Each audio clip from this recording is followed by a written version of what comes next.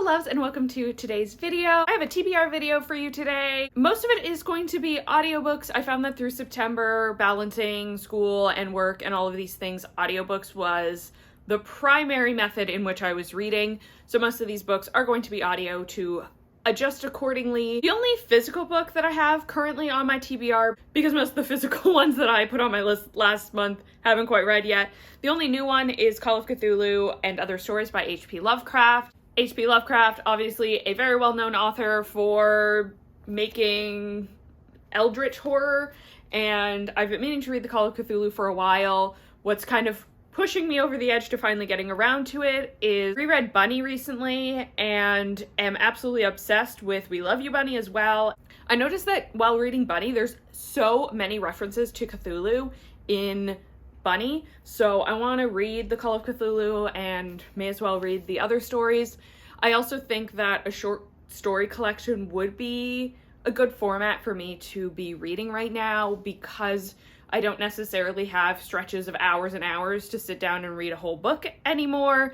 So short stories where I can pick up, read like 20 pages, and then not have to worry about where was I, what happened in the last page when I get back to it days later. I think this is going to be a good thing for me to pick up right now.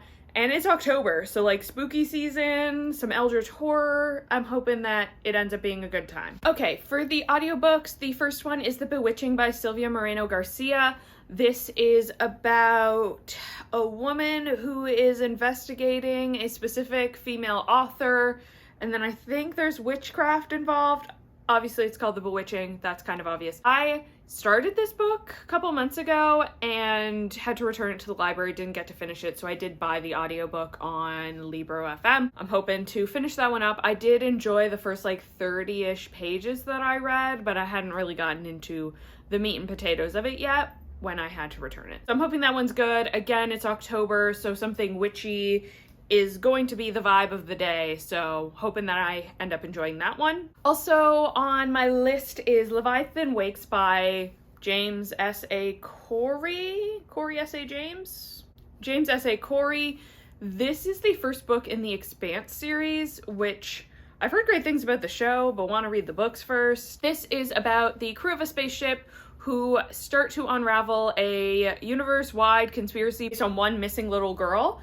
So I'm interested by that. I'm going to see if it can whet my appetite and get me back into my science fiction reading, because if you've seen any of my videos recently about my TBR, I have so many sci-fi novels that I just have no interest in picking up because I haven't been feeling into sci-fi recently. So hopefully this one, being one of like the ones everybody talks about all the time, will get me back into that kind of book. The next audiobook is Gothic Town by Emily Carpenter. This came out in like March and was on my anticipated reads of the year, but I didn't get around to it because my library didn't have it, and then I guess they added it recently, so now I have access to it. This is about a restaurateur who is lured in by incentives to move to a small Georgia town, and I assume Gothic things happen, considering it's called Gothic Town, and they learn the evil behind Southern hospitality. I have not seen a single person reference that this book exists, let alone anyone say whether it's good or not.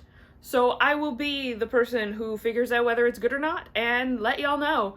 I'm hoping it's a good time. I have been kind of into modern Gothic horror recently, so hoping that one's good. The next two books are ones I've been kind of peer pressured into reading, which is first, The Night and the Moth by Rachel Gillig. I have seen a lot of people within my reading friends read this recently, and some of them have really loved it. So I'm getting FOMO, and I feel like I need to read it now. Do I think I'm actually gonna like it?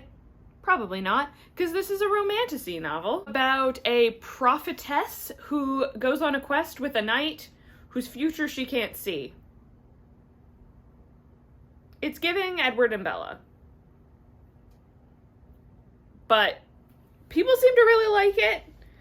And I, again, was getting FOMO. I don't want to be the only one in my reading friends who hasn't read it yet. So I'm going to try and read that one. I think the audiobook's on Spotify, so it's not like I have to go out of my way to try and find it. We'll try and read that one. The other one I will have FOMO if I don't read is The Will of the Many by James Islington. This is Katie Coulson's Smut Salon Patreon pick of the fall. So many people have told me it's really good. I have been wanting to read it for a while now, but it intimidates me. So we'll see what we can do about that one. It is a fantasy novel about someone who's like sent to an academy to investigate a murder, but there's also like the major government system who knows everything. I honestly didn't understand the description past that. A lot of vague terminology in the description, but again, FOMO if I don't read it because everyone else seems to be reading it this fall, and I've heard great things, so we will give that one a try as well. In terms of continuing series, I'm gonna try and read Amari and the Great Game, which is the sequel to Amari and the Night Brothers by B.B. Alston. So I read Amari and the Night Brothers 2 months ago and did really enjoy it. It is about a magical school with a Black female protagonist, and her brother went missing. So she takes his spot at this magical school to try and figure out what happened to her brother. It's been a while, so I don't really know what the resolution to that is. I feel like we didn't get one because it's a series, but this is going to be the second book, and I assume I'll be able to catch back up within the first couple chapters. And I do hope I enjoy this one as well, because I did quite enjoy Amari and the Night Brothers, so hopefully the sequel is just as good.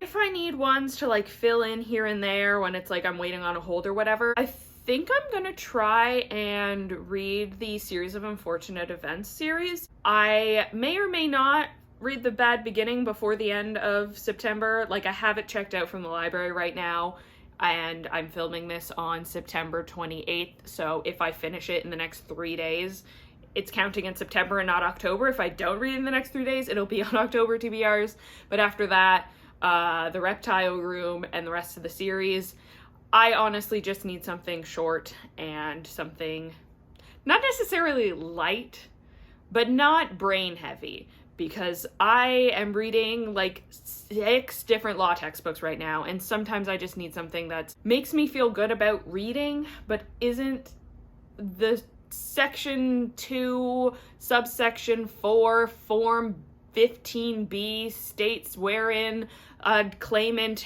needs to recoup costs. Like, I need something that's more YA focused. So I think I'm going to, throughout the fall, try and read a Series of Unfortunate Events. I honestly cannot tell you which of the Series of Unfortunate Events books I have read and haven't read. I know I've read The Reptile Room, because I loved The Reptile Room. And then I think I tried to read the rest of the series and didn't like it and stopped maybe at book 6. But I used to love the movie, so I've watched the movie a bunch, and I think I've watched the TV show a couple times, but I cannot tell you that I've read the whole series. So that's what I'm gonna do this fall. That's not a October specific thing. It is probably gonna take me a few months, but we're gonna try and do that. I'm pretty sure the ones I have access to on Libby are narrated by Tim Curry. It's October. It is Rocky Horror Picture Show season. Of fucking course I want to listen to Tim Curry read me a Lemony Snicket book.